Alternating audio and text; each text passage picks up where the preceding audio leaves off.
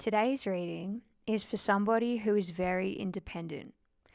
And I'm careful to use this word because I think it is used in a negative sense a lot of the time. And I certainly don't believe that it is. But you might identify as hyper independent.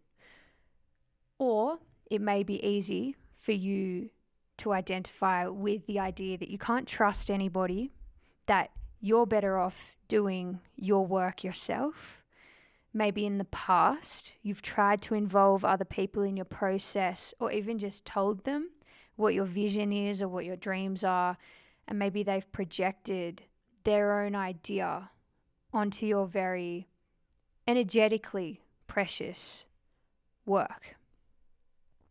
Today's reading is to encourage you to step in to connection with other people. And I'm going to articulate exactly how that is and how it differs from the usual tropes of you need to stop being hyper independent and let yourself rely on other people, things like that. No, it's more nuanced than that. It's subtle, it's slow, and it's very small, and it'll be something that you can handle. But first of all, Spirit wants me to talk about where this pattern came from. You probably already know. Maybe you've been betrayed a lot in your life. Maybe you were forced into a position where, in order to rebuild, you had to do it alone, and that was the best way to protect yourself. But Spirit is pointing out to me a pattern that may be invisible to you. It's so ancestral that it feels like it might be in the blood. And the examples I'm being given are of wartime situations where individuation was the way out of poverty. So there's some subconscious mental link that you may have between survival and making money and being alone.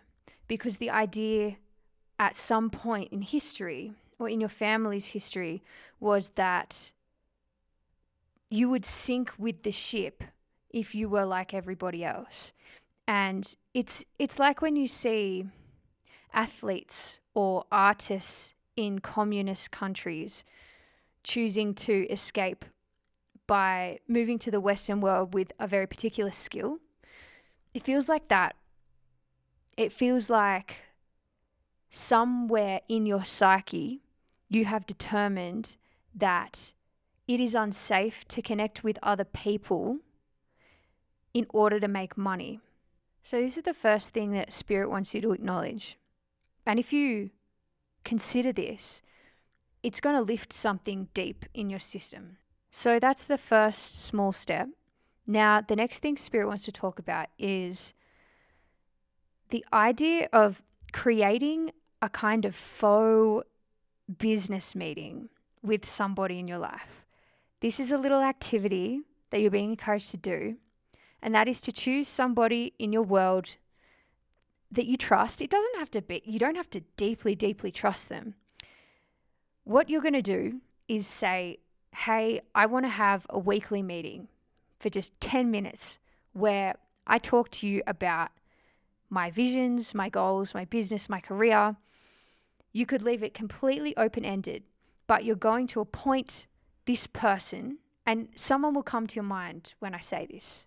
The first person that comes to your head, choose them, and just say, hey, I know this is a bit weird, but I want to have just an open-ended meeting, very limited time, where I just try and focus on how I might possibly share what I'm doing with somebody else in the smallest way possible.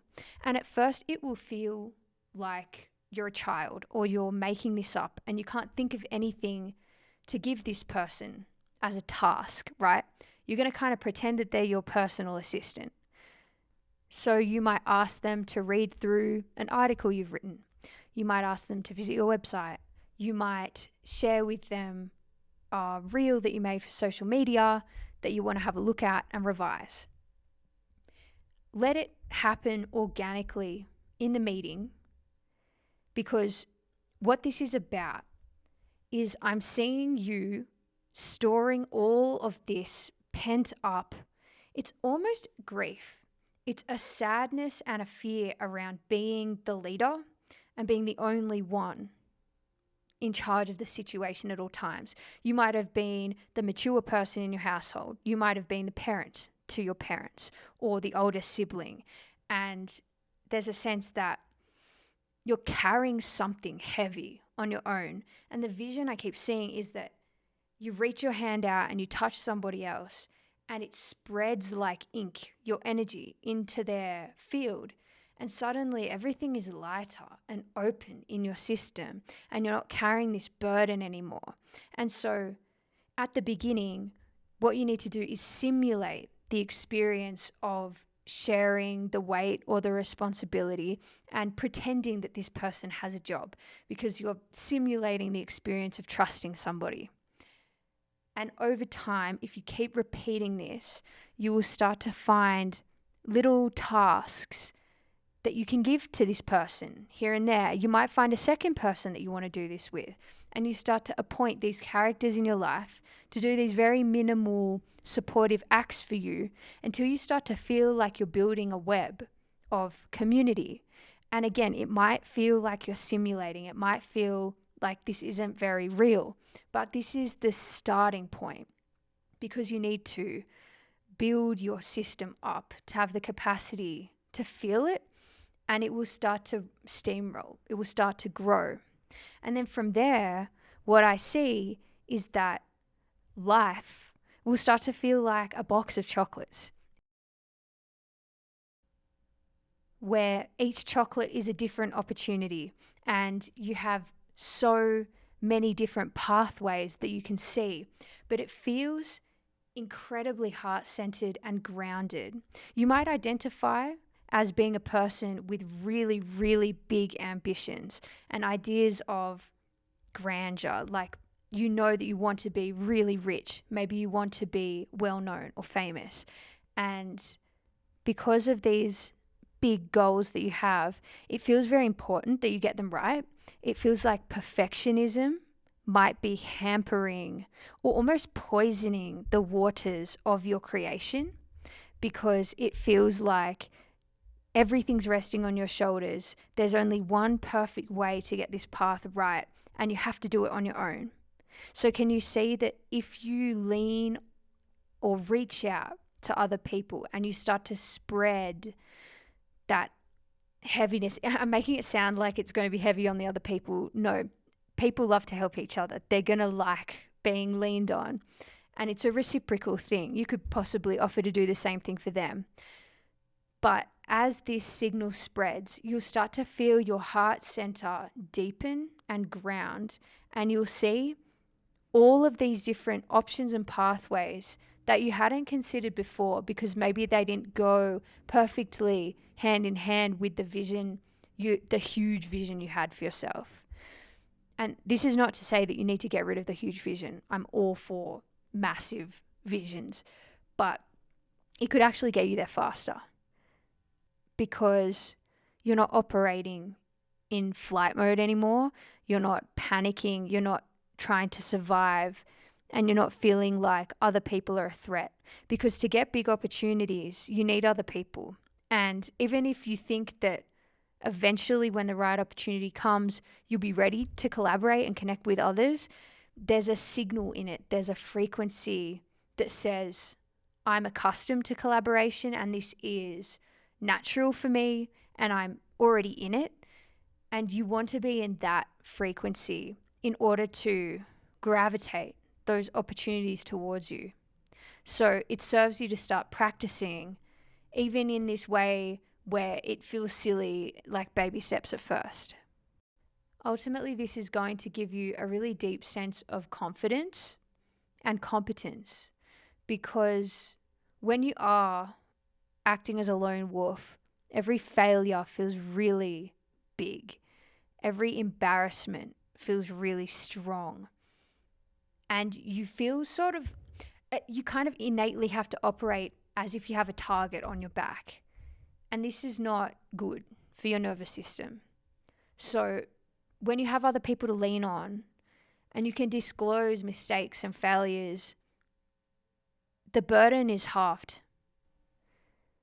And you start to take yourself less seriously, which consequently and ironically allows the universe to take you way more seriously because you're not giving out a signal of desperation.